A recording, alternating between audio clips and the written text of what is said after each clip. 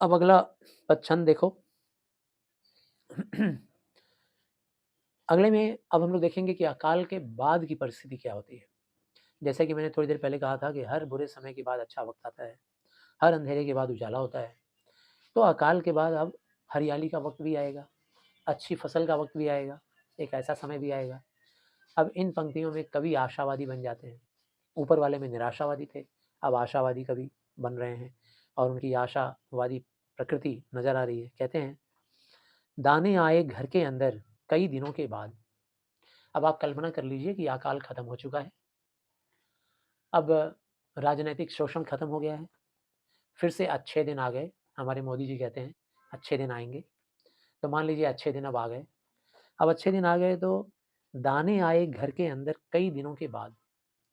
अब कई दिनों के बाद घर में दाने आ गए हैं।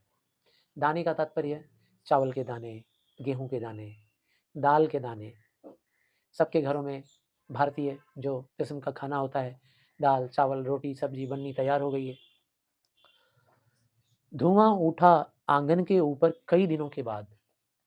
अब कई दिनों के बाद ये दृश्य दिखाई दे रहा है कि आँगन के ऊपर धुआँ उठ रहा है। जो देहाती लोग हैं, देहात में रहे हैं, जानते होंगे कि पुराने ज़माने में, अब तो सब लोग सीमेंटेड कंक्रीट बिल्डिंग में लोग रहते हैं, ईंट पत्थर की बिल्डिंग में। लेकिन आज से कई साल पहले, कई दशक पहले सबके घर मिट्टी के होते थे गाँव में। खपड़ैल मकानें होती थी और मकान कैसी होती थी भाई, बीच में बड़ा-सा आँगन होता था।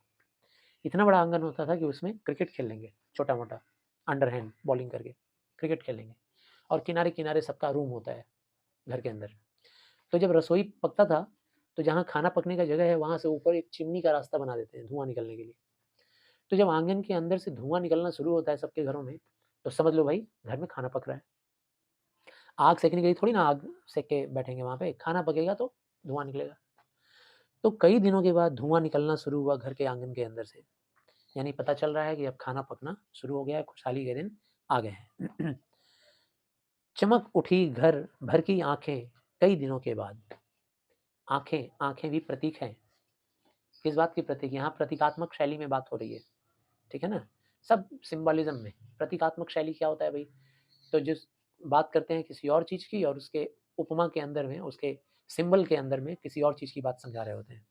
जैसे यहाँ आँखों के ज़रिए समझा रहे हैं लोगों की भावनाओं को। लोगों की भावनाएँ आँखों से समझ में आती हैं, ठीक है ना? आँखें पिंक हो जाएँ मतलब आदमी शर्मा गया, है ना? आँखें लाल हो जाएँ मतलब आदमी क्रोधित हो गया। आँखें चौड़ी हो जाएँ मतलब आश्चर्य, घोर आश्चर्य। आँखें छोटी हो जाएँ मतलब आँख से दिखाई नहीं दे रहा है। आँखें झुक जाएँ मतलब शर्मा गया। आँखें ऊपर हों मतलब शांत। आँखें चमक उठी हैं मतलब चेहरा खिल गया, खुश। तो आँखें हमारा रंगत बताती हैं, हमारा हाव-भाव बताती हैं। तो इस तरह से चमक उठी घर भर की आँखें, जब घर में भोजन आ जाएगा, तो बच्चे हर्षित हो जाएँगे, उल्लास से भर जाएँगे। महिलाएँ भी बेचारी जो सूख गई हैं घर का काम करते-करते, वो भी खुश हो जाएँगी कि अब घर में खाना पकेगा, ठीक है ना? सब खाएगा-पिएगा। तो सब घर भर की आँखें चमक उठी कई दिनों के बाद, क्योंकि घर में भोजन पकने वाला है। कौवे ने खुजलाई पाँखें कई दिनों के बाद। ऊपर में प्रतीक के रूप में लिया गया था एक कुतिया का उदाहरण, अब नीचे में उसी प्रतीक का उदाहरण मतलब प्रतीकात्मक शैली में बात लिया गया है कौवे के ज़रिए। तो कई दिनों के बाद कौवे ने खुजलाई पाँखें, पाँखें का मतलब पंख, तो कौवे ने अपना पंख खुजलाया। पंख खुजलाने का मतलब भई, जैसे तुमने देखा होगा कि कुत्ते अपनी पूँछ हिलाते हैं। पूँछ क्यों हिलाते हैं? कुछ खाना माँगते हैं। खाना उनको चाहिए होता है तो पूँछ हिलाते हुए, लालच होता है। और कौवा जब अपने पंखों को ऐसे-ऐसे प्रीनिंग करता है, मतलब पॉलिशिंग करता है, ऐसे-ऐसे रगड़ता है, तो इसका मतलब अब वो लालच कर रहा है, कुछ मिलेगा, खाने मिलेगा। तो कौवे का भी पंख अपना खुजला रहा है। ये मत सोचना कि वो अपना नाखून लेकर के ऐसे पंख खुजा रहा है, नॉट लाइक दिस। तो अपने पंखों को ऐसे-ऐसे प्रीनिंग करता है पीछे, ऐसे-ऐसे, ऐसे-ऐसे करता है।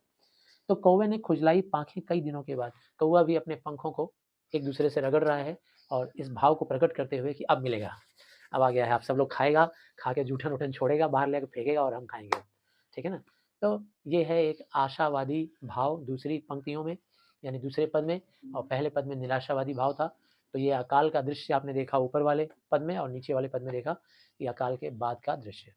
तो आशा करता हूँ कविता समझ में आई। वीडियो पसंद आए तो लाइक कीजिए, शेयर कीजिए, सब्सक्राइब कीजिए। धन्यवाद।